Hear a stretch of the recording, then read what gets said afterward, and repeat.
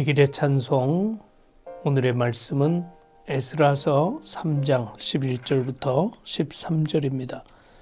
찬양으로 화답하며 여호와께 감사하여 이르되 주는 지극히 선하심으로 그의 인자하심이 이스라엘에게 영원하시도다 하니 모든 백성이 여호와의 성전 기초가 놓임을 보고 여호와를 찬송하며 큰 소리로 즐거이 부르며 제사장과 레위 사람들과 나이 많은 족장들은 첫 성전을 보았으므로 이제 이 성전의 기초가 놓임을 보고 대성통곡하였으나 여러 사람은 기쁨으로 크게 함성을 지르니 백성이 크게 외치는 소리가 멀리 들리므로 즐거이 부르는 소리와 통곡하는 소리를 백성들이 분간하지 못하였더라. 아멘. 오늘 말씀의 상황은 이스라엘 백성들이 바벨론 포로에서 돌아와서 무엇보다도 먼저 성전을 재건하기를 원하였습니다. 하지만 오랫동안 황폐되었던 그 땅에 돌아와서 어려운 여건에서 삶을 개척하는 것은 어려웠습니다. 이미 빈 땅처럼 돼 있던 곳에 들어와 정착하던 사람들과의 갈등도 있었고 성전 재건을 원치 않는 주변 인종들의 반대도 있었습니다. 뿐만 아니라 70년 만에 돌아와서 내 집, 내 삶의 터전부터 먼저 세워야 되겠다는 이기심도 작용했습니다. 그들은 성전 재건에 실패합니다. 그때 하나님께서 선지자 학개와 스가랴를 보내서 이스라엘 백성들을 권면합니다. 그들에게 성전을 재건하라는 메시지를 줍니다. 바로 그 메시지에 힘을 입어서 다시 성전의 재건 작업을 시작합니다. 그때 상황.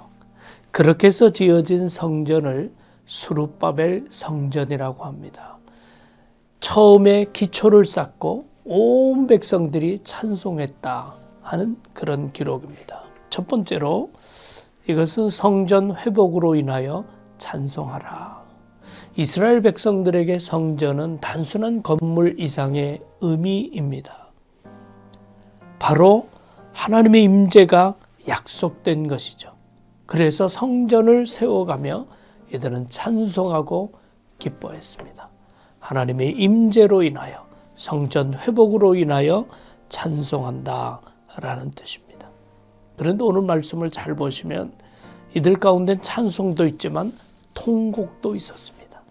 제사장이나 레위인이나 특별히 연세가 많이 드신 분들은 첫 번 성전 솔로몬 성전을 기억하고 있었기 때문에 너무 초라한 모습으로 인해서 통곡한 것입니다.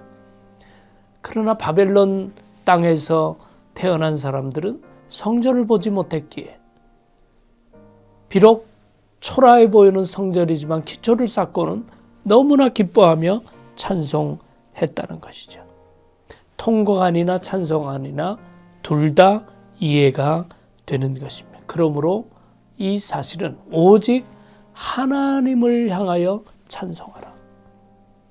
누군가 비교하고 환경이 어떻다 그런 것이 아니라 하나님을 인하여 찬송하고 영광 돌리는 것이 중요하다. 바로 학개서 2장 9절을 보시면 이 성전의 낮은 영광이 이전 영광보다 크리라. 만군의 여호와의 말이니라. 내가 이곳에 평강을 주리라. 만군의 여호와의 말이니라. 하나님께서 비록 초라하지만 나중 영광이 더 커질 것이다 라고 축복하십니다. 그렇다면 하나님으로 인하여 찬송할 수 있는 것이죠. 마지막은 주어진 현실에서 최선을 다하며 찬양하라 라는 메시지를 주고 있습니다. 누군가 성전을 지어주지 않습니다. 어려운 여건이라고 핑계하고 있다고 해서 새로운 변화가 생기지 않습니다. 어려운 여건이지만 최선을 다해서 성전을 짓기 시작할 때 하나님께서 함께 하시고 하나님께서 축복하시고 하나님께서 영광 받는다는 것을 가르쳐 줍니다. 성전으로 인한 찬송. 오직 하나님을 향하여 드리는 찬송, 최선을 다하는 찬송, 이 찬송을 기뻐 받으시는 하나님으로 인해서 영광 돌리는 우리 모두가 될 수 있기를 바랍니다. 기도하겠습니다. 사랑해 주님 감사합니다. 어려운 여건 속에서도 최선을 다하여 성전을 회복시키던 이스라엘 백성들의 찬송처럼 우리들의 찬송을 받아주시고 우리들의 삶에 임재하여 주시옵소서. 예수 그리스도 이름으로 기도하옵나이다. 아멘.